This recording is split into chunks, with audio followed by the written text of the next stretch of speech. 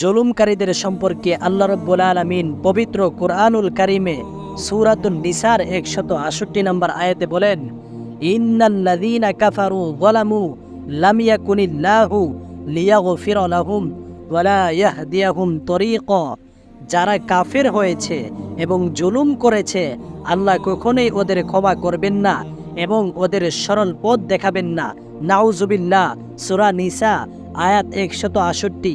এজন্য যারা মানুষের উপরে অন্যায়ভাবে অত্যাচার, অবিচার, জুলুম, নির্যাতন করে তাদেরকে আল্লাহ রাব্বুল আলামিন কঠিন হুঁশিয়ারি দিয়েছে। অবশ্যই যারা জুলুম করবে, মানুষের উপরে নির্যাতন করবে, তাদেরকে আল্লাহ তাআলা এই দুনিয়া এবং পরকাল উভয় জাহানে কঠিন থেকে কঠিন শাস্তি দিবে। নাউজুবিল্লাহ।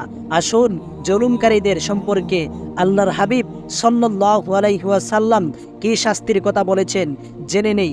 আল্লাহর হাবিব বলেন, যারা জুলুম করে তাদের মৃত্যুটা কঠিন হবে। যেই রকমভাবে ফেরাউন এই দুনিয়াতে আসার পরে মানুষের উপরে জুলুম করেছে, অত্যাচার, অবিচার, নির্যাতন করেছে, নিজেকে খোদা দাবি করেছে।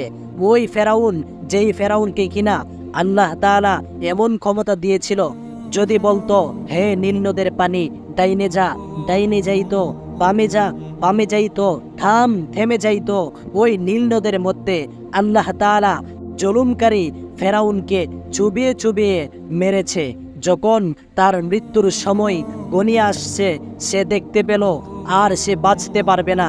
ওই সময় সে চেয়েছে কালেমা পড়ে ঈমান এনে মৃত্যুবরণ করার জন্য, কিন্তু আল্লাহ তাকে, ওই জুলুমকারীকে ফেরাউনকে সুযোগ দেন নাই। আল্লাহ তাআলা ফেরেশতাদেরকে দিয়ে নীল নদের নিচ থেকে কাদা মাটি এনে তার মুখকে বরট করে দিয়েছে, যাতে করে সে ঈমান আনতে না পারে।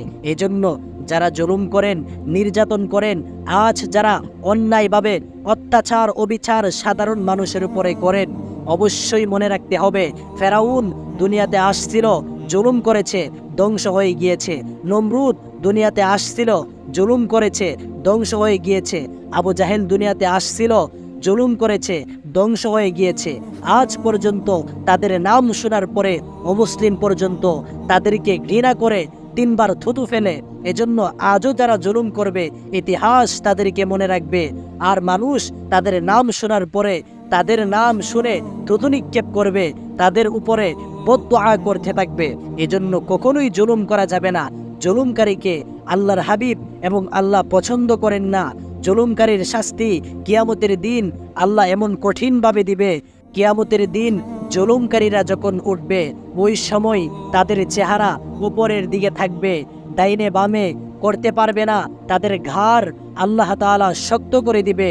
আর ওই সময় সূর্যটা মানুষের আধ হাত মাথার উপরে এসে পড়বে, তার মুখ উপরের দিকে থাকবে, সে কোনো কিছু বলতে পারবে না।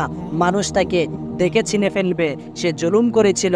এই জন্য ওই সময় জুলুমকারীর উপরে আল্লাহ রাগান্বিত হয়ে থাকবে। বান্দার উপরে কখনোই জুলুম করা যাবে না, মানুষের উপরে কখনোই জুলুম করা যাবে না। জুলুমের গুনাহ আল্লাহ রাব্বুল আলামিন ক্ষমা করে না। আল্লাহ রাব্বুল আলামিন সকলকে সঠিক বুঝ দান করুক। আমিন।